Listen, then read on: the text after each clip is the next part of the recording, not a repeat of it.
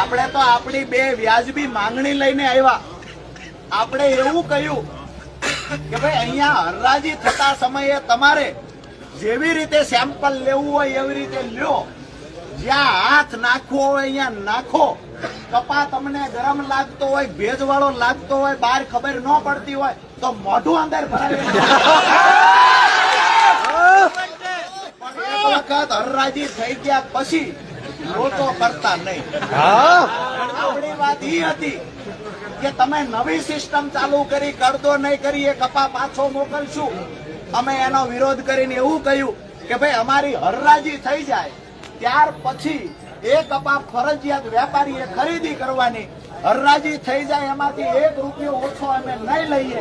આમાં આપણું ખોટું શું હતું દોસ્તો? તો વેપારીઓ દ્વારા નક્કી કરવામાં આવ્યું કે કરદો કરવા નહીં દો તો અમે ખરીદી નહીં કરીએ, હડતાલ પર ઉતરશું.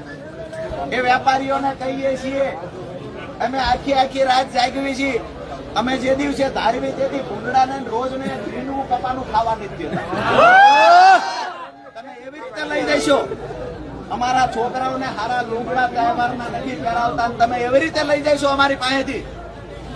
આપ સૌ આવી રીતે મજબૂતાઈથી લડાઈ લડવાની તૈયારી કરી રાખજો દોસ્તો.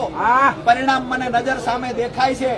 આજ બોટાદ માર્કેટિંગ યાર્ડમાં આપણી બીજી માંગણી જે છે કે અહીંયા હરાજી થઈ જાય ત્યારબાદ અહીંયાથી કોઈ પણ ખેડૂત કપાસ નાખવા બહાર નહીં જાય.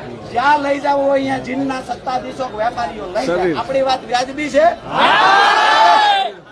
અને દરેક માર્કેટિંગ યાર્ડમાં આવું જ હોય છે.